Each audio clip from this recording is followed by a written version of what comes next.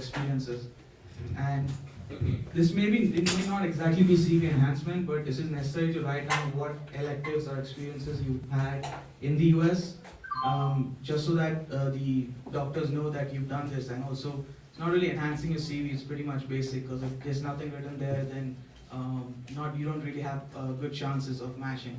So CV enhancement is definitely one important point why you need US clinical experience. Networking opportunities. My opinion, this is by far one of the most important points. I'm going to use important a lot, it's getting redundant, but everything here really is. Networking opportunities.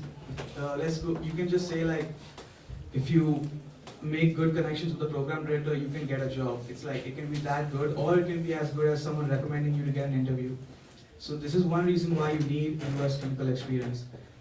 You can apply without it, but again, all of these points what I just mentioned will not be there, and that drastically reduces your chances when applying for residency in the US. So you wanna do your best to make good networks. Try to connect with the residents there. To just help them out, do some research, because from what I know, every resident needs to publish at least one paper a year.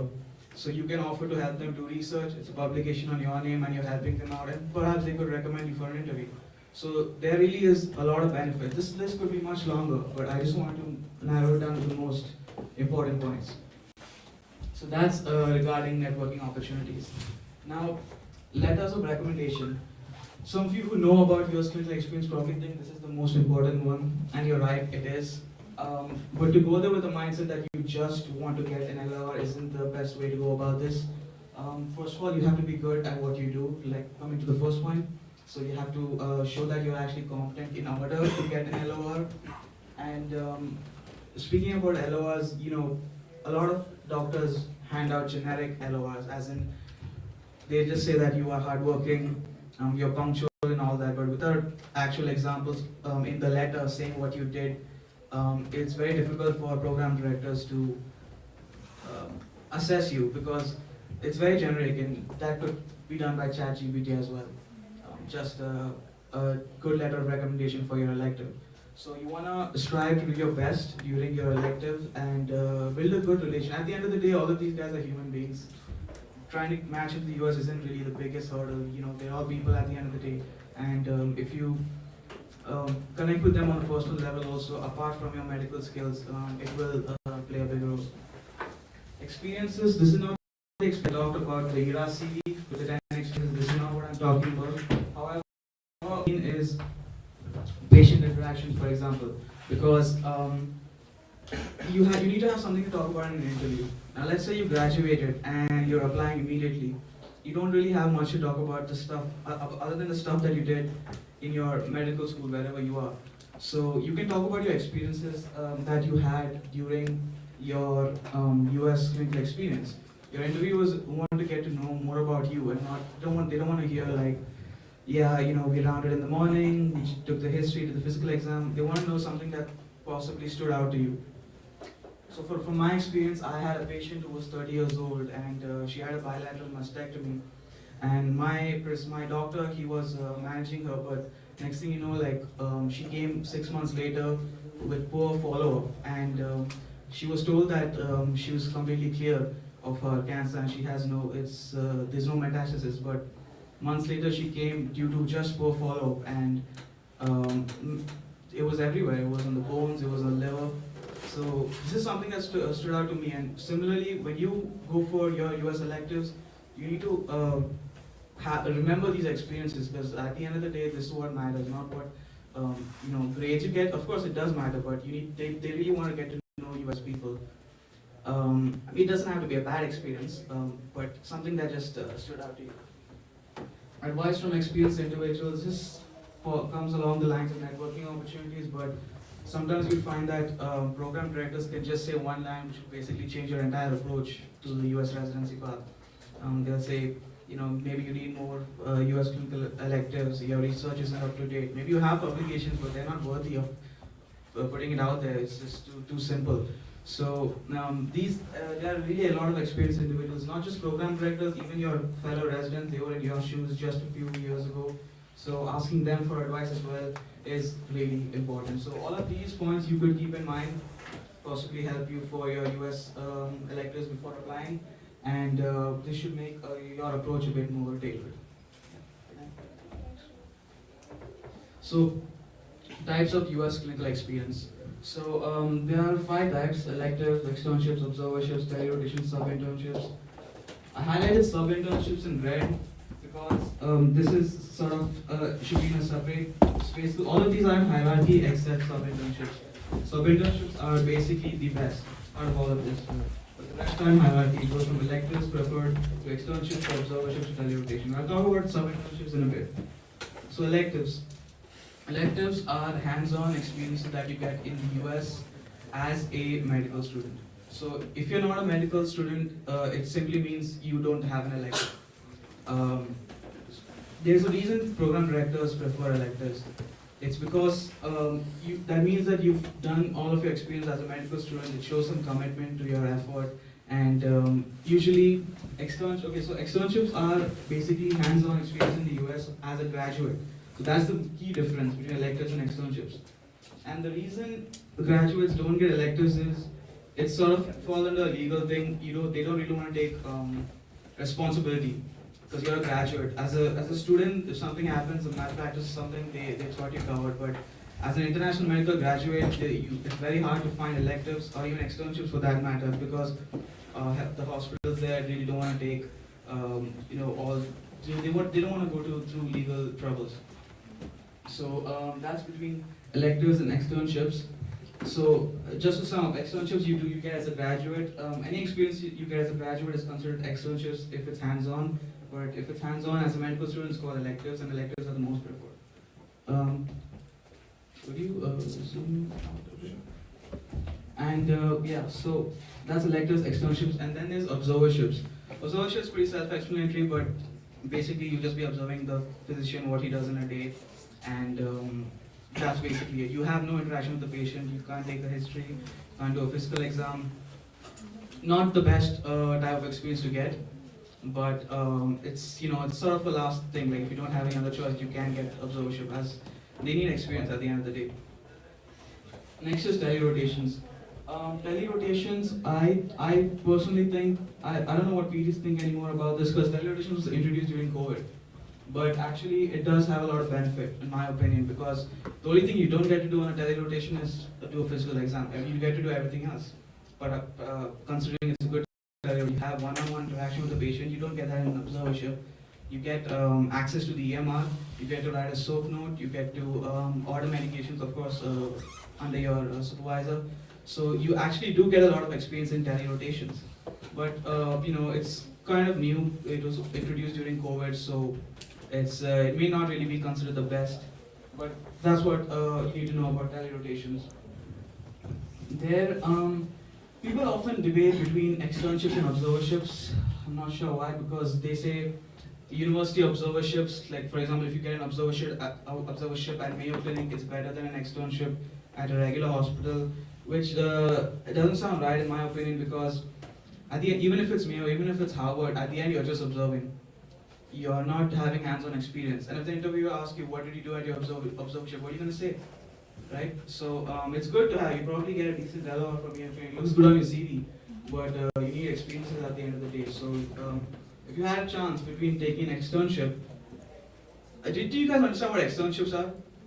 Right? Okay. So yeah, if you have a chance to get an externship at a hospital, and then you have another chance to get like an observership at a Mayo Clinic, I would recommend you guys to take an externship so you actually have something to talk about and have that hands-on experience. Sub-internships. Like I said, this is the best of all. You are given the roles and responsibilities of a first-year resident. So you have much more autonomy than an elective, and it's very impressive if you have a sub-internship. It's quite difficult to get also, but if you do get this opportunity, definitely grab it because this is, you have a lot of autonomy, you get to work with the team, with the residence team, and there's a lot of more knowledge and experience that you'll get. And it's honestly impressive that at a medical student level you're performing at a first year resident. So definitely a big plus on your CV. So that's regarding the types of US clinical experience. I hope that was clear. Um, and so I just made a small slide about research electives because this is something that you should know about. Research electives are not considered US clinical experience, but in the event that you didn't match, for a lot of people, it's mostly graduates, they don't match. So not most of them, but if they don't, they take upon something called research electives, which is um, you will be basically in the US. You'll have a hands-on experience in the lab. So it's not remote. It's you'll be there with your principal PI, your principal investigator, and you'll be actively working on research and putting publications out. So this may not be this is not considered US clinical experience, but this is important because on your ERA CV, as I mentioned before, apart from those 10 experiences, there's a separate heading called research experience, and not a lot of IMGs have that. They don't have research experience, so this is an advantage and something you should just be aware about. So in the future, you might need it. You never know. So research experience. This is why I put this slide in, because it's something to know about. It could be good, and a lot of networking and chance of free US clinical experience because you'll be research elective usually are more than 6 months. So you have a lot of time spending at the hospital you are, and more often than not, you're definitely going to get an interview from that program, and they know you for more than 6 months. You have great chances, But yeah, so it's depending on your case, you can go for research electives, but usually you want to go for US clinical experience because it should fall under clinical exposure. So coming to how to apply, I'll speak about this briefly, but there are two pathways, VSLO and non-VSLO pathways. So VSLO stands for Visiting Student Learning Opportunities. This is basically useless for us because none of our unis are a part of this. Surprise, surprise. But I thought you guys should still know about it. VSLO is sort of a pathway, an organization where medical schools all across the world are part of, and their medical students can easily apply for electives in the US through a streamlined path. That's all it means. So there are other ways for us to apply for US clinical experience, but VSLO pathway is for those schools that are a part of it. So we'll have to go from a different route, which are the non-VSLO pathways. So three main ways I broke it down into: direct emails / visiting students, agencies, or personal networks and connections. So direct emails, visiting students are the best way to go. You get the same experience as a VSLO pathway, but it's just that the universities are fine. They don't need the VSLO pathways to get you guys in. So, but the issue with this is that it takes a lot of time to get your application processed. There's a long wait period. So those of you in your 4th year, 5th year, you guys have even 3rd year, you guys have a way better chance of getting really good quality US clinical experience because you'll be applying through the website directly, and they don't accept VSLO and all that. So you can apply, put in your documents, get all that covered, and you get the best quality of experience. You get a tag with your name saying you're an international visiting student, so they have no issues with you, and you get the same level of experience as a medical student in the US. So this is the best way. I mentioned use Frida and Residency Explorer. These are official sites where you look for programs that offer clinical experience. Now, there are a lot of places that don't even offer residency. So the idea is to do a clinical elective at a place that offers residency. For example, you want to get into internal medicine.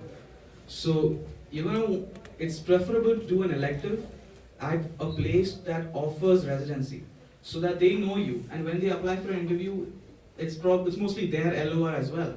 So you have a lot more chances to match into that. So you can take electives anywhere. But if that program or that hospital just offers psychiatry residency, then you kind of cut your chances a little bit. So the idea is to use these websites to find programs that are IMG friendly, most of them being in New York, and they're IMG friendly. So that means you can try to apply at those programs for electives, and then when you apply, you have a better chance. Agencies are a bit tricky. They aren't the best type of rotations you'll get, but some of us, especially graduates, it's very difficult, like I said, to get externships, and they provide externships. They provide electives as well, but they do charge you a lot. But in cases where you really need experience, which I shed light on why it's really important, people students will definitely use agencies as a way to get their experience sorted out. So you have to be a bit careful with these agencies, but still something that you can consider. Personal networking connections, this is depending on an individual basis. If you have good connection in the US, you can ask your whoever if you could do an externship with them. It's always externships if you're a graduate. If you're an elective, if you want to do an elective, there's no reason to go for any of these. You can just apply directly, provided your timelines are right. So those are the three main non-VSLO pathways I was covered. What is the ideal clinical experience to have? Minimum 3 months. People say 3 months. Why? Because you get 3 LORs, and the maximum amount of LORs you can upload in your ERA's CV for residency is so take you consider. Sometimes you can get LORs on rotation. It's not that good really to get 12 hours in one rotation and just do, let's say, 2 months of clinical experience, because at the end minimum should be 3, ideal should be 5 to 6 months or more. It's pretty expensive. I have a slide about finances. I'll talk to you guys about it, but if it's in your capacity, definitely go for more experiences, because once you get a good score, the scores are not the only thing to differentiate you, because you passed that filter already. They looked at your CV, they liked now the CV, what did you do? So once you get a good score, you need to focus on your electives. Your electives. So that's the most important point. I wanted to talk about the New York rule. I don't think a lot of people know about this, but this is something that may or may not affect people, but it's something to know about still.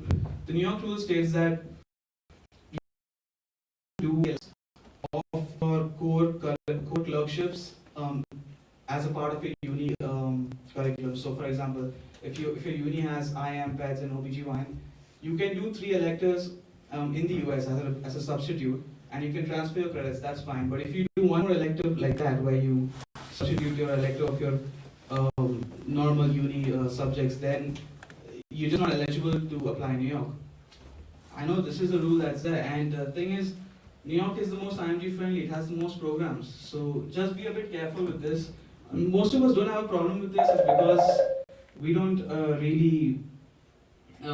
Most of us don't have a problem with this, is because we don't really substitute our clerkships. We just go in the summer.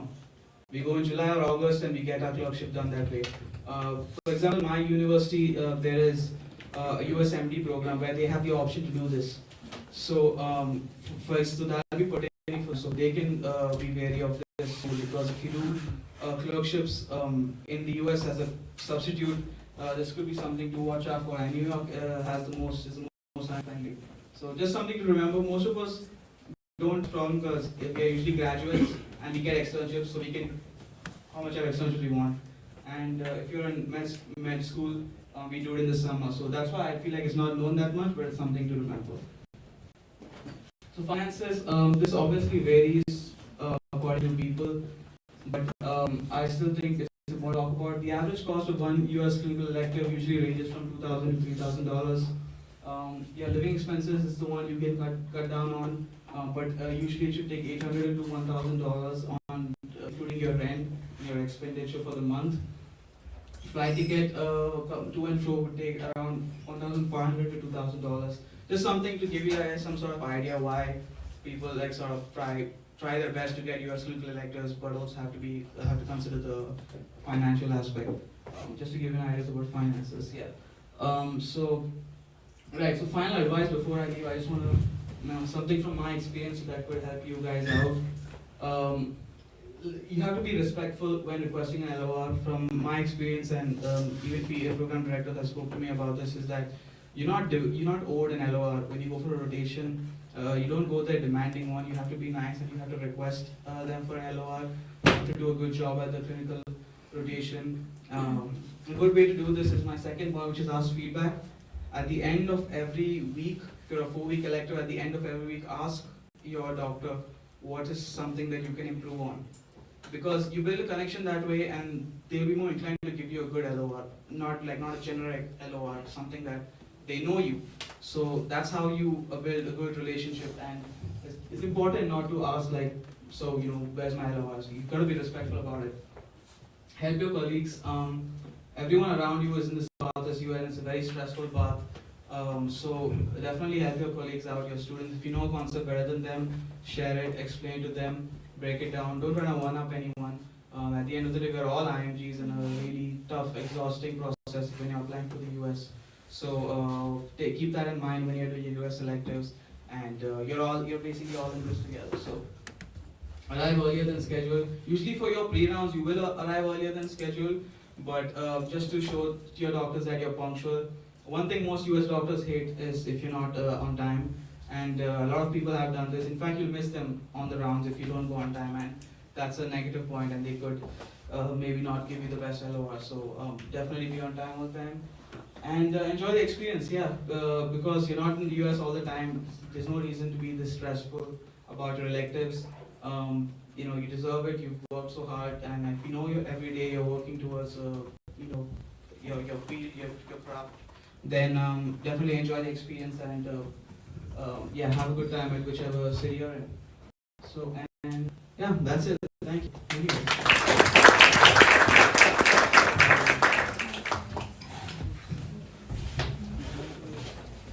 Thank you, Rahul. It was such a great insights from his US clinical experience. Can we have a round of applause for him?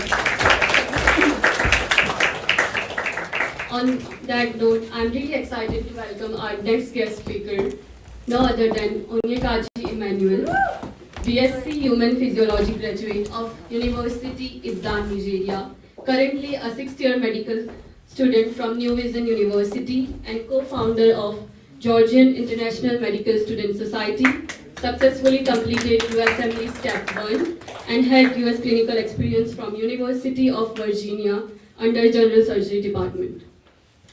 Hello.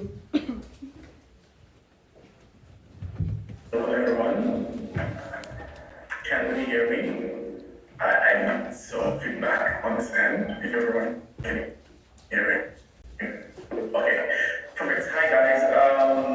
First of all, I'd like to apologize for not being in person today. I had an exam fixed for this exact time, which just came at the last moment, and I really apologize for not being here in person. But I want to just say a big thank you to GIMSOC for this opportunity. Big thank you to the geomedical chapter. They're doing amazing things, and I also big ups to Rahul. Rahul is one of the best and most intelligent people I know to exist. And I won't take much of our time. Rahul has basically explained a lot of the things which are related with USCEs, but I would just like to share some things that I feel are really important. Please do let me know if you can see my screen. Yes, okay. So we are talking about US clinical experiences, and the first thing we need to understand, once again, just to recap, why do you do USCEs? And first, knowledge of the US medical system is really, really important, especially if you are to practice in the US. You need to know how to use Epic. You need to know how to use whatever software tool that hospital is going to require you to use. Also, CV building is important, and having US clinical experience sets you apart from students who do not have the same experience. So it's very, very important that you know how to use, you add your USCEs to your CV. So whatever USCE you do, whether it's an observership, whether it's a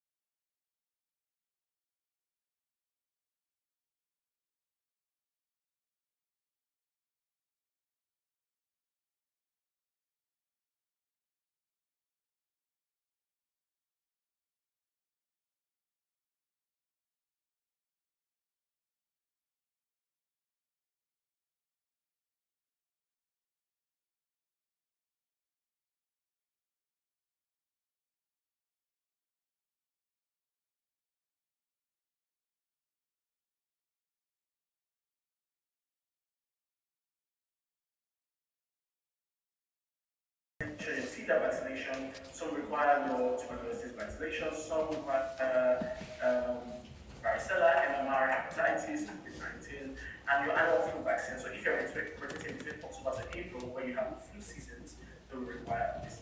Now, what does this mean? As you can see, all of these things listed need money. So it's not just about paying for the USCE itself, but also all the things you need to do to get the USCE. And honestly, the question you will ask is, why do we need all these documents? Now, most hospitals, they will give you an ID card, and that ID is how you are able to access every single part of the hospital. The doors, the ORs, the wards, even the computer systems, and the desktop systems in the hospitals will give you access to the EMS and the EPIC system. You need that ID, and for you to undergo the background and security check before you get that ID, you need to submit all of this documentation. So it's very important you actually do it. They're not just asking for it to be used money. I've shared this also. So these are the list of non-VSL institutions who have been USCEs, and for some of them I was able to find the price, and I added it there. So UAB admission fee is $350, but the rotation itself is for Elizabeth US and Housing, UIC, GIMSOC also.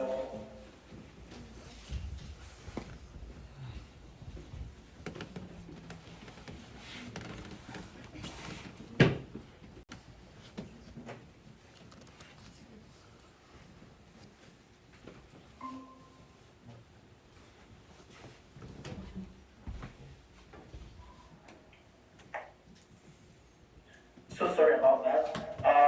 There was some power outage here. So USOM also offers that. Cleveland Clinic offers it. Also, Harvard offers some rotations. John Hopkins offers research rotations, but they do not offer USCEs. Another set of people who offer USCEs are from John Hopkins and some of these other institutions. UConn offers it. So I would give the PowerPoint to the team, and I have listed on that PowerPoint because I know that we're on time constraints and it takes so much of our time. You can check all of those hospitals, and they have on their website places where you can actually do those rotations and how you can apply. So I made the list and I also put the prices there. Now, the last thing I would like to just talk about, which is the last segment, briefly, is how do you prepare for USCE? What are the do's and don'ts, right? Number one is, if you are going in for internal medicine, family medicine, surgery, before you go to that USCE, try to read up on that particular specialty. Know the basic skills that are required for that specialty. So if you need to know how to take blood pressure measurements, if you need to know how to brush up on your history taking, if you need to know how to do suture, right? How to take out drains, how to put in an NG tube, how to read an ECG. Know the basic skills that you need to know as a medical student before you go for a USCE. That's number one. Two, never come late. Never come late for a USCE. You should be there as a medical student before the residents, before the interns, before the attendants, and before the chief of that service. You must be there before everyone. And not only are you there before everyone, be there prepared. Because on ward rounds, you'll be required to present on this patient. So you should know what the inputs and outputs are. You should know the electrolyte changes, what has happened overnight before you got there in the morning. You should be able to know the chief complaints of the patient. You should be able to know the age of the patient. You should be able to know how to present to that resident. And one of the tricks I learned is you can ask the resident when they are doing your rotation, how do you like your presentations to be done during rotations? How would you like them to be done? And they will give you an insight on how they would like to report the cases, or what they require you to do, or what they expect from you. So that is a smart way to go about it. So do not come late. Be prepared. Know what the patient's history is. Know how to present or report on the patient. Know the changes in electrolyte abnormalities, the inputs, the outputs. If the patient has gone to the toilet 50 times, if the patient has urinated 25 times, know if the patient has functioning kidneys, if they have a catheter in. All those things, while they are small, they are very, very important. Also, learn what is management. What is the management of the patient? So they would ask you, how would you, as a medical student, want to manage the patient? These are the information that you need to know. If you're going into a surgery specialty, know how to suture, know how to do your basic subcutaneous, your running stitch. Most hospitals in the US, they just do subcutaneous, deep dermals, running stitches, and simple interrupters sometimes. Know how to do it. Nobody is going to give you, as a medical student, blood vessels to do an anastomosis. No one will do that. But however, as a medical student, you should learn how to handle the laparoscope. The laparoscopic camera. No one will give you a trocar to handle. But the camera, that is what the medical students will use. Closing up the patient or doing certain sutures while the patient is still open, which are like simple sutures, subcutaneous or deep dermal, you should be able to know that. And you're able to know how to do that, not only neatly, but fast, because everything is timed in the OR, right? That's if you're going to the surgical specialty. Do not be lazy in terms of, do not be eager to go home. Program directors and residents are always looking out for students who are willing to stay extra hours, who are willing to volunteer, to see patients, to go on midday rounds, to go take out drinks, to go do wound changes, to do wound cleanings. There are teachers and students who are willing to do all of that. So do not be eager to go home. Do not be eager to go to sleep or go to bed. Of course, it is tiring. You'll be in the hospital sometimes for 10, 12, 14 hours. But you have to remember, like I said earlier, what is the goal and why do you want to do this, right? And if you're able to do all these things, if you're able to prepare, make sure you read up on cases. Make sure you read up on the diseases of the patients, the pathology of the patients, before you go in for rounds the next day, or before you go into the OR, or before you go into the clinic. Make sure you read up on those diseases. Make sure you brush up on the management of those diseases also. Because why? These residents, these program directors, these attendants, they are going to ask you questions. And that is your one way to impress them.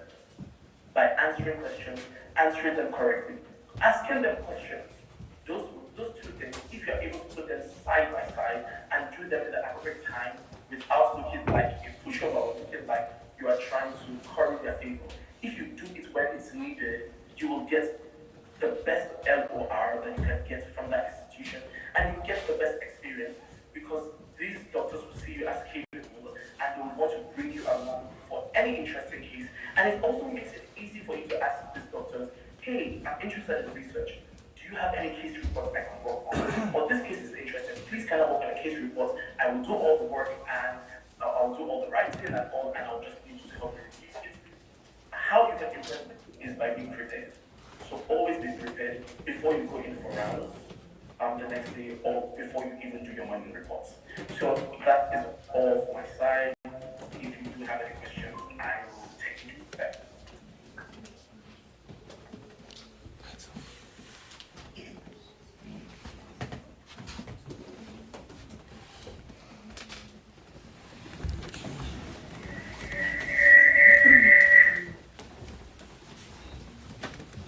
Thank you, Kaji, for such a wonderful insight on your US clinical experience.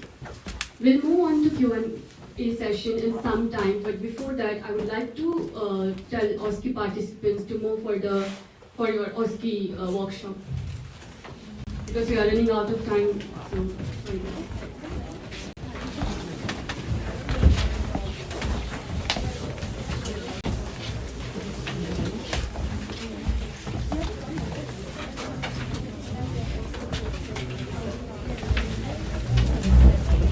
OSCE participants, please take your stuff with you. Not everyone, just OSCE participants. Only GIMSOC. Yeah, you all have to stay here. Other people, please stay here for Q&A session.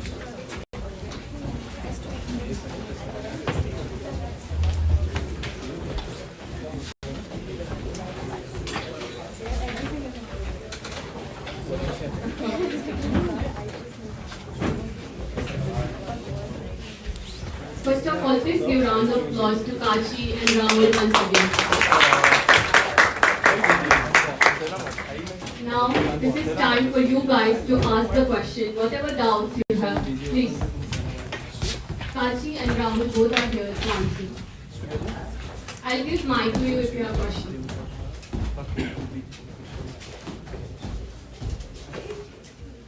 No questions? Yeah.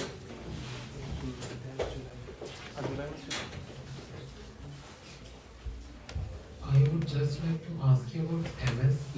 You told about 4 letter of recommendations. I already know that usually people get like 3 letter of recommendations from their USP and 1 letter of recommendation from their university. I would just like to ask, like, can we use the MSP as the letter of recommendation or not?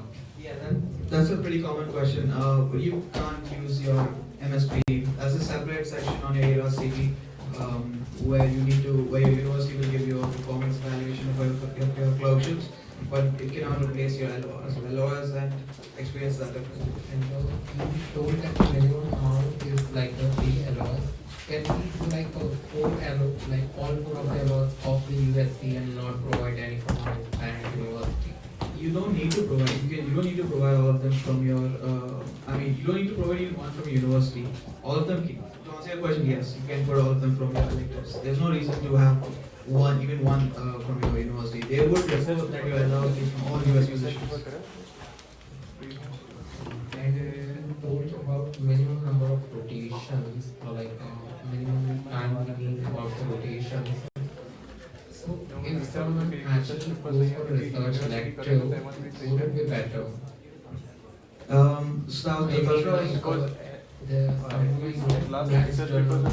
Research elective for 1 year in Mayo Clinic, and she did got selected in the general surgery.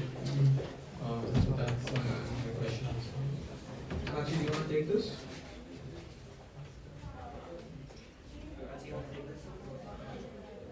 Alright, I'll talk about it. Oh, sorry. Could you repeat the question? Because I didn't hear it the first time. Can you repeat your question? I wanted to talk about like a research elective would be a better way than an internship. Like, as someone I know did a research elective for a year in Mayo Clinic and then also got selected in the general residency there. So that's why I was asking. Yeah, I do think it depends on the institution. The thing about all these things that you really need to be careful, or you really need to be smart about how you do this. I would, for instance, I would say, or I would recommend, for instance, that if you want to do like an externship or an internship or even a target the institutions where you want to most likely do your residency programs, right? That way it's easy for you to impress program directors, it's easy for you to impress the residents there, and then you already have a network of people that you can talk to, a network of people you can text when you even leave out town, and people you can send letters of interest to once it's time for your match period. So I think one of the smartest things to do while navigating this entire thing is always look for institutions where you think that you will most likely do your residency in, or you will at least like to practice there. And just one more question. About the research experiences which you talked about, Rahul. I wanted to know, like, as we know the hierarchy, like the systemic review and meta-analysis is at the top of the hierarchy. Yeah. But if we cannot do that, like, if we do like 3 case reports, publications, would it be better or just? Yeah, so there's a difference between research experiences and publications, case reports. So as I said, research experience, you will be on site. So you'll be working with them in the lab with your PI. So that's as a proper like research experience, you'll have like 5-6 months. What you're talking about is case reports, they come under publications. So that's fine. You can have case reports, you can have narrative reviews, that's all good. But there's a separate section on ERAS, which is research experience, which requires you to be there actively and have it hands-on in a research setting. So those are 2 different things. So you can have definitely a publications, as you said, but research experience is different. Thanks so much to both of you. It was very insightful question. Thank you. Yes. Yeah, sure. Hi guys. So recently, like a few months ago, I gave my USP step 1, but Congratulations. no, I didn't clear it. Oh. So I just wanted to ask, like, is there any, because of this result, if I give it again and then I clear it, so is there any issue with the matching process and the USCs? See, it's best, I want to be as honest as I can. The truth is, the program directors can see if you have an attempt. But there are a lot of ways to go about this. So you're gonna have to do very hard, like you're gonna really work hard for your step 2, and your extracurriculars have to be a lot. As much publications as you can get, as much research experience as you get. So to answer your questions, you know, it depends really. You know, it depends on the program directors. For example, if you have an attempt and you pass step 1, and then on step 2 you have a 260 plus, that's a huge plus, and you can bring that up on your interviews and say that I've learned from my mistakes, I've used the wrong study strategies. So there's a lot that can be done. But you have to know that if an attempt is there, they do look, and unfortunately some programs filter you out that way. They just like, if we don't want applicants with an attempt. So yes, that's what I know about it. Actually, you want to add anything? Yeah, I think so. Rahul is right, but also I think it is really, really smart to fill up the gaps. So now, let's say you do badly in step 1, you do not pass. I think the first thing that goes into your head is what are the necessary things I need to do so that I'm not filtered out when it comes to the match process. Number 1, take the step 1 more time and actually pass it. Now, it's one red flag if you fail this once, but it's a different ballgame if you fail the exam twice, because then it's hard to be, like, you can't explain that away. There is no program that will listen to that. So, go again for step 1, put in your all, try as much as possible, do whatever sacrifices you need to do to pass the exam, and then take that step 1, ace it. Now, once you are done with step 1, you need to get a really, really strong step 2 score, and you need to have a good number of research publications, because you can use that as an add-on to improve your CV. So if your step 1 score is not so good, the other residents, the directors will look at your CV and say, what other things does this person have that can make up for the fact that you didn't do so well in step 1? So research publications, research internships, US clinical experiences, networking is really important. Networking is important because you will need doctors who can speak up for you, you will need program directors who can speak up for you too before the interview process. So you need to be able to do all these things to ensure that you can actually get an interview at least. Because the biggest hurdle is actually getting an interview after you first study, or if you have more than 1 attempt at study.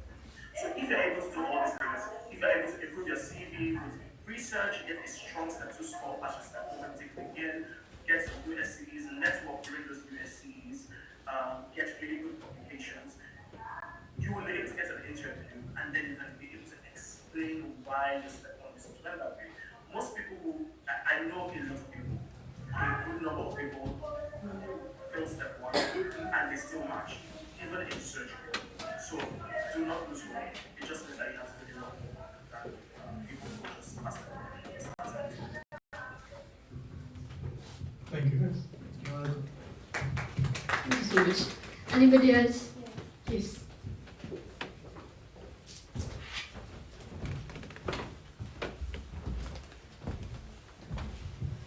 Thank you so much for your presentation. Actually, I have one question. Is it very important to have an original research? And also, how important is it to have your research published in a good reputed journal as compared to a student journal? So I'll speak about this a little bit, but Kachi is more equipped for research-related topics. But so basically, and it's a big plus if you have an original research study published. And your journals, as much as they matter, what really matters is how you're able to talk about it in the interview.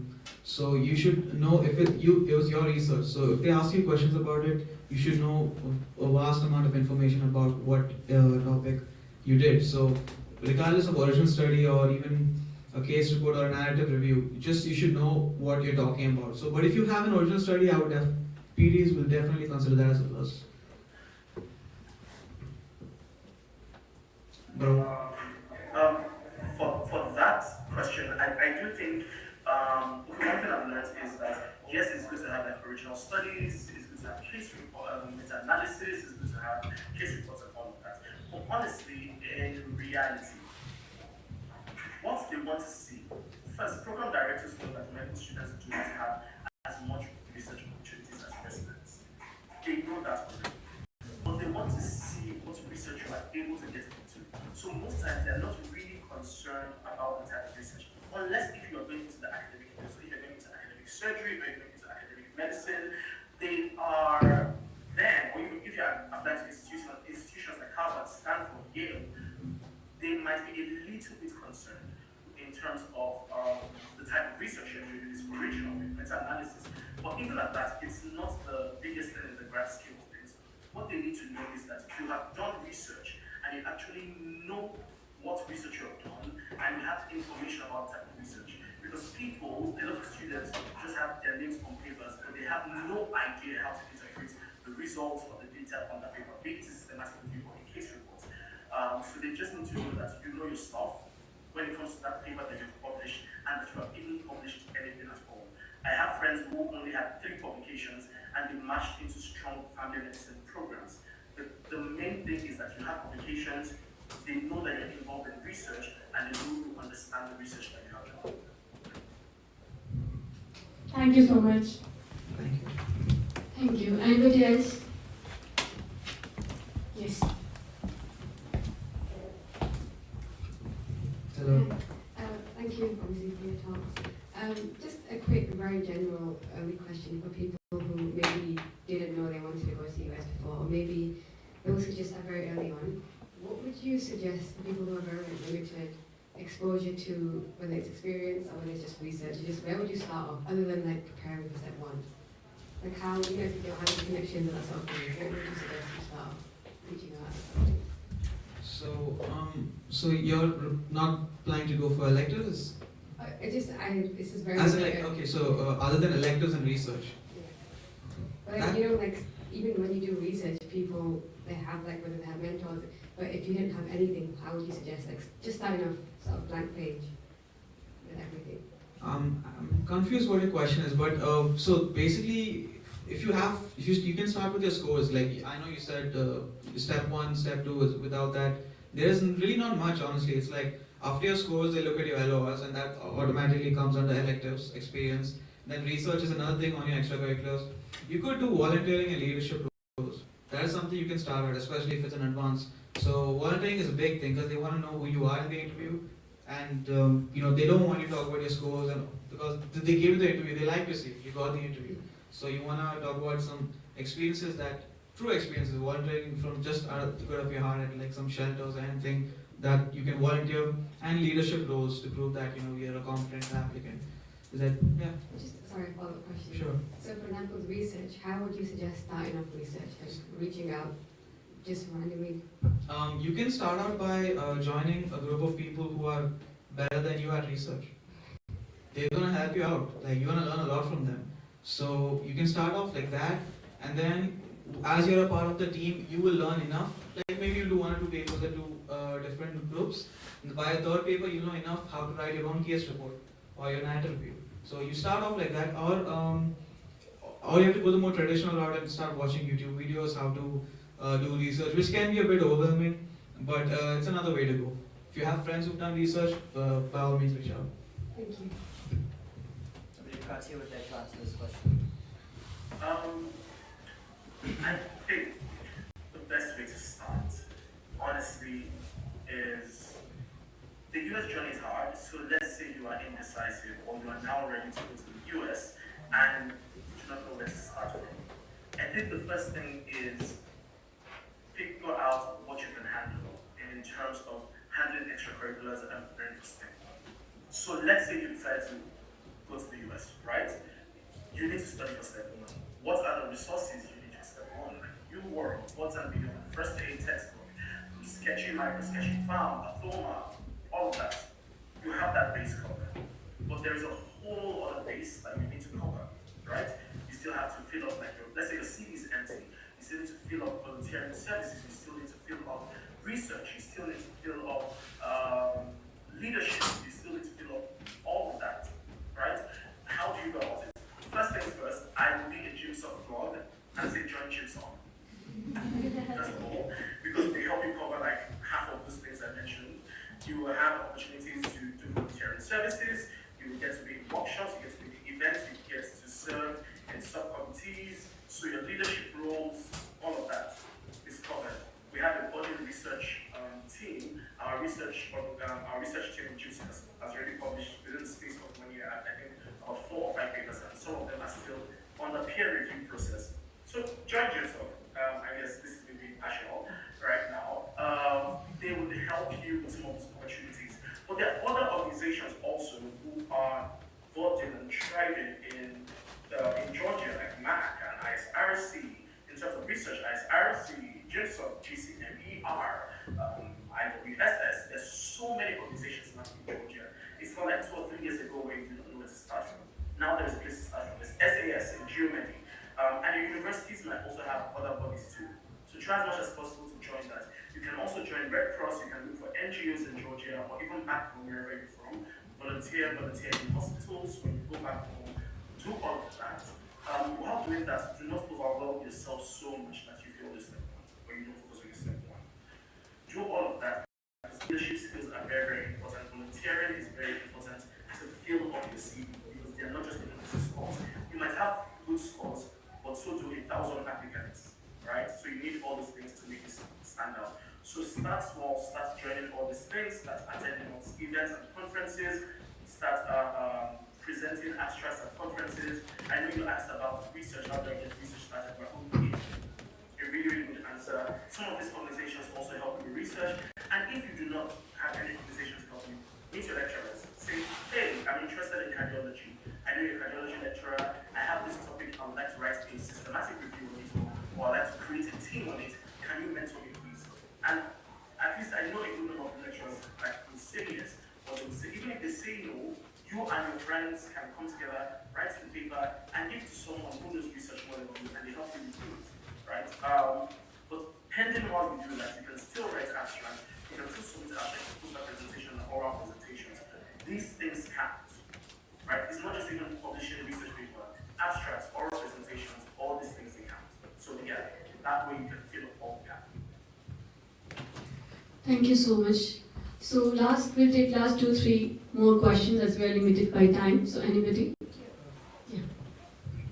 So my question is, if we are confused between two specialities, for example, I think I'm going to go for internal medicine or neurology. So for the LORs, we have to do the same specialty in example in ERAS. So in ERAS we have to we have to go in for internal medicine. We have to give the LOR of internal medicine only, or if I have done in neurology also, that could be helpful. Absolutely. You have to do internal medicine rotations, get LORs from internal medicine.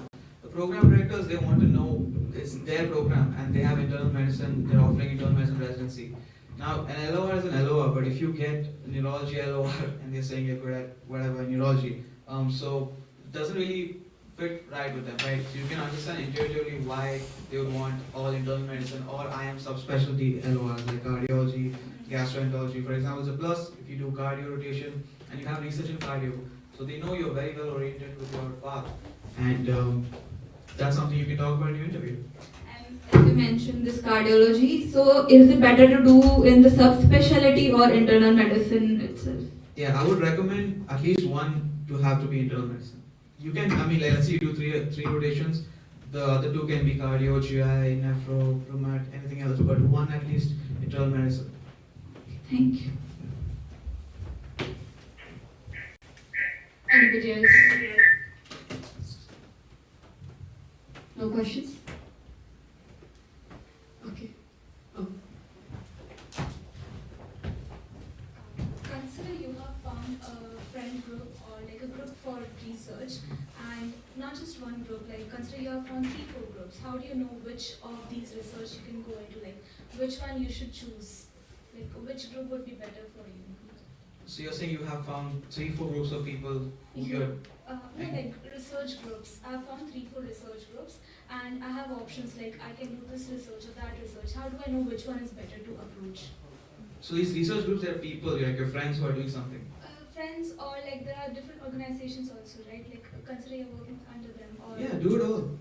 all. Yeah. You get all the experience you need. If you're interested in cardiology, of course keep that as your priority. But you're getting experience, you're in abundance of it. No, I'm asking like how do you know that these would be legit and like these this would help you, basically. How do you know if the research will help you? No, no, as in like, how do you know like this would be like beneficial for me? Like, how do you tell that this group is good? I'm confused. I think the credibility of the group. Yeah. So which group is to be more trusted? That is more So trusted? group as an organization. Study group or research group. Kachi, you want to take this one? I mean, Okay. if I- I think this is okay. First, how do you know which of the research groups and what they're offering is good for you? Okay, first things first, you need to ask is that research group or organization, what research have they done before? Have they published any work? If yes, they have published any work, what journals have they published those work in? And those high index journals, what is the citation score for that paper and for authors and that for that paper, how do they assign authorship to the people who do research in that group? Or is it someone at the top who is not doing the work and their name is always first author? Or if I come up with a research topic, or if I do the most work, I get a good authorship as lead author or whatever. So these are the things you need to ask. That group, have they published before? What's the credibility of the journals they have published in? What is the impact factor? What is the H index number of the journals they've published in? Does that paper have enough citations? Has that paper been cited? Or the papers they have done before have they been cited? The people in that group, do they actually know their stuff? Like, do they actually know research? And not just know research, can also teach you research, because one of the reasons you're doing it is so that you can not just publish a paper, but also learn how to do research. Like Rahul said, like, do everything because you need the experience. But if you are in a place where you are just there and you are not learning anything, then you are not getting the experience. Yes, you might get a research paper, but you do not know how to do research, right? So these are the questions you need to ask yourself and the organizations. Yes, I think you should do everything if you have the time, because research work can be a little bit tedious. If you have the time, do all the research papers that you can do, as much as you can do, but just make sure that it's from credible sources and you are submitting to credible journals. Also, is the journal PubMed index, right? Some hospitals don't mind if it's not PubMed index, to be honest, but some hospitals that are expensive programs, they do mind. So these are the questions you need to ask to ensure that, okay, this research I'm getting myself into is worth it. Alright, yeah, that makes sense. Thank you. This was really insightful talk show. Thank you so much. I think that was the last question. Thank you so much, Kachi and Rahul. So as we are commencing to end of the event, I would like to show my gratitude to Kachi and Rahul for their wonderful and very helpful insights from their US clinical experience. Thank you so much. For Rahul and Kachi, we have certificate of appreciation. I would like to call you on stage, Rahul. Yes. Thank you. Kachi, you will get your certificate soon.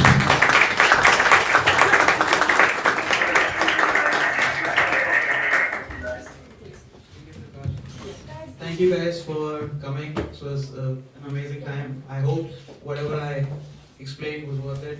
Please reach out to me whenever you can. I'll be happy to have you guys. Guys, can you post some pictures?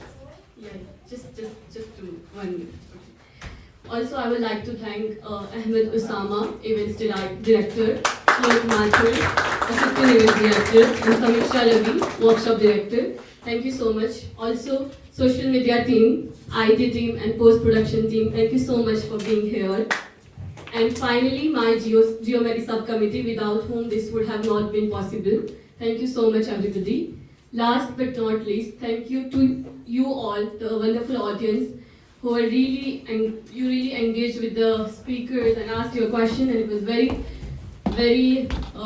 nice session with you all. Thank you so much for being here. And with that, we signed off. Before that, we will have a group picture with you all. So yeah, stay. Thank you so much, Kashi. Okay, you can stay here because we want a picture with you. Let's have them back. Yeah.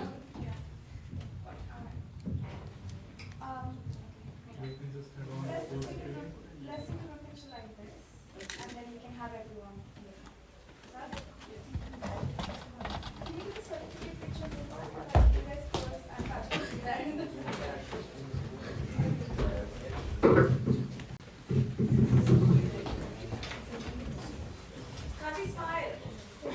hiding. Thank you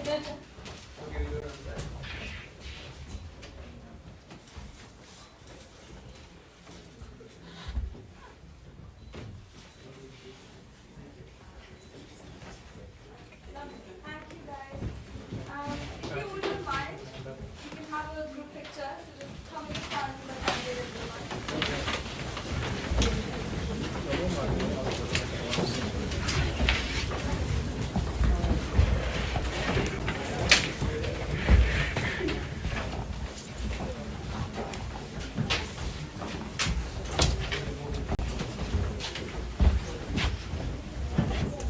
Guys, will you do? People in the front, please. All people at the back.